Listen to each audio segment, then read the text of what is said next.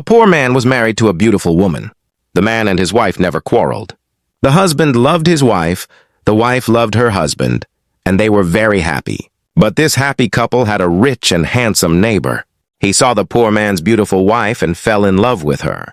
I want to marry her myself, he thought. Every day, when the woman's husband was working in the fields, the rich man went to the poor man's house. "You're a beautiful woman," he said to the poor man's wife, "but your clothes are old. Why doesn't your husband buy you new and pretty clothes? I'm sure he doesn't love you. If he loved you, he would buy you wonderful clothes. Divorce him and marry me. I will buy you the most beautiful clothes in the land. Then you will be the most beautiful woman in Ethiopia." At first, the woman didn't listen to the rich man, but he came to her house every day and said the same things. At last, she began to think, perhaps my neighbor is right. Why doesn't my husband buy me beautiful new clothes? Perhaps he doesn't love me. That night, she said to her husband, "Look at me, husband. My clothes are old and ugly. I want new ones. Buy me some new clothes." Her husband smiled. "You don't need new clothes," he said. "You are the most beautiful woman in the world to me." But she was angry. "Don't you love me?" she said. "If you love me, buy me a new dress." Her husband loved her dearly and wanted to please her. "I have only a little money," he thought, "and I need a new plow, but I want my dear wife to be happy." So the next day, he went to the market and bought a new dress for his wife. He took it home and she put it on. "Thank you, my dear husband," she cried. "Now I know that you love me." When the rich man came again, she was wearing her new dress. "You see," she said to him, "my husband loves me very much. He bought me this beautiful new dress." The rich man shook his head. "But a good husband doesn't only give his wife new clothes," he said. "He gives her gold. Where's your gold necklace? Where are your gold rings? Why doesn't your husband give you those?" He opened a box and showed her beautiful gold jewelry. "Look at these," he said. "Divorce your husband and marry me, and I'll give you all of these." The woman did not listen to him. "Go away," she said. "I love my husband, and he loves me, and we are happy together." But the rich man came again every day, showing her the jewelry. At last, she began to think, perhaps the rich man is right. Why doesn't my husband buy me gold? Doesn't he love me? That evening, she didn't cook dinner. Her husband came home tired and hungry after a long day's work. "There's no dinner tonight," his wife said. "You don't love me." "What?" cried her husband. "But my darling, I love you more than anything. You are the most wonderful person in the world." "Then why don't you buy me gold jewelry?" she said. "When a man loves his wife, he gives her a gold necklace and rings." Her husband looked worried. "I spent money on her new clothes," he thought. "How can I find more for gold? I'll go and see my brother. Perhaps he will lend me some money." The next day he went to visit his brother. "Lend me some money, brother," he said, "and I will work for you in your field." "All right," said his brother, "but you must work hard.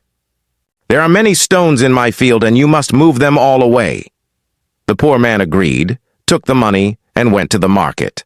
He bought some gold jewelry, then brought it home. His wife was very happy. She put on the necklace and rings. "Look at me," she said. "Am I not beautiful?" "You are very beautiful," said her husband. "If you are happy, I am happy." She hugged him and said, "Thank you, my dear husband. Now I know that you love me." The next day, her husband went out early before sunrise to work hard in his brother's field. His wife was at home thinking happily, "He works so hard for me. He gives me gifts. I know he loves me." Then the rich man came again. "Ah, it's you," said the woman. "You were wrong about my husband. He bought me this jewelry. He loves me very much, and I will never leave him." The rich man was worried. Her husband loves her too much, he thought. "If I want her, I must be clever." He said, "Your husband gave you clothes and jewelry, but I can give you more than that." "What do you mean?" asked the woman. "Can your husband make miracles?" "Miracles? Of course not," she said. "Only God can make miracles." "But I can," said the rich man. "Love can make miracles. If your husband loves you, he can make miracles. If you love me, I will make miracles for you." "Make a miracle for me now," said the woman. "I can't," he answered. "You must promise to love me first, leave your husband and come to me. Then I will make wonderful miracles." The woman said nothing, and the rich man went away. That night, the poor man came home tired and hungry. His wife served him food and thought, "My poor husband works so hard. The rich man is foolish. How can my husband make miracles?" But the rich man came again and again, saying, "Did your husband make a miracle for you? Leave him and love me, and I'll make many miracles." At last, the woman began to listen. One evening, when her husband came home, she was sad. "Dear wife," he said, "what's wrong?" "I'm sad because you do not love me," she replied. "What? You know that I love you. I bought you new clothes, gold jewelry. You are the most precious thing in the world to me. But you don't make miracles for me," she said. The poor man was shocked. "Miracles? Of course I can't make miracles. Why do you want that?" "Our neighbor told me that love makes miracles," she said. The poor man was worried. "That wicked man wants to take my wife. First she wanted clothes, then jewelry, now miracles. What can I do?" The next day he went to work sadly. "Only God can help me," he thought, and he prayed, "Oh Lord, help me make a miracle so I can keep my wife." While he was working, he met a man sitting under a tree. "Who are you?" he asked. "I am a wizard," said the man, "and I have a gift for you. Here are 2 sticks. They make miracles." "Miracles?" cried the poor man happily. "What kind of miracles?" "If you touch a person with the first stick, he becomes a donkey. If you touch him with the second, he becomes a man again." The poor man thanked him and hurried home. "Wife," he called, "I'm going to make a miracle." "A miracle?" she said. "Show me." He touched her with the first stick, and at once she became a donkey. She tried to speak but could only say, "Hee-haw!" He touched her again with the second stick, and she became a woman once more. "Husband, that's wonderful," she cried. "It's a real miracle." "I prayed to God," said her husband, "and he helped me. Now I will punish my enemy." "Who?"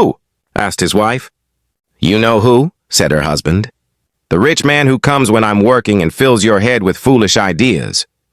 He told you to ask for clothes, gold, and miracles, didn't he?" His wife was ashamed.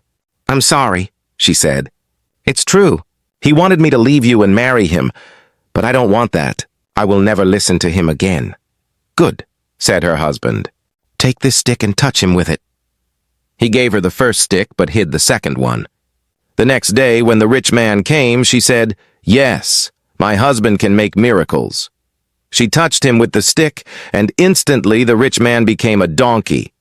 "Now," she said, "you can go and work in the field with my husband." She took the donkey out to the field. The poor man laughed. "A donkey!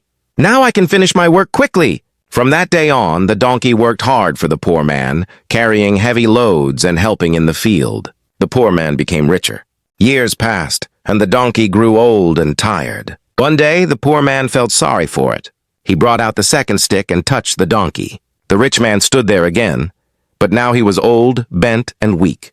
"You tried to take my wife," said the poor man. "That was wrong. Go home now, and don't look at another man's wife again." The rich man went away and never returned. The poor man and his wife lived happily together for many years.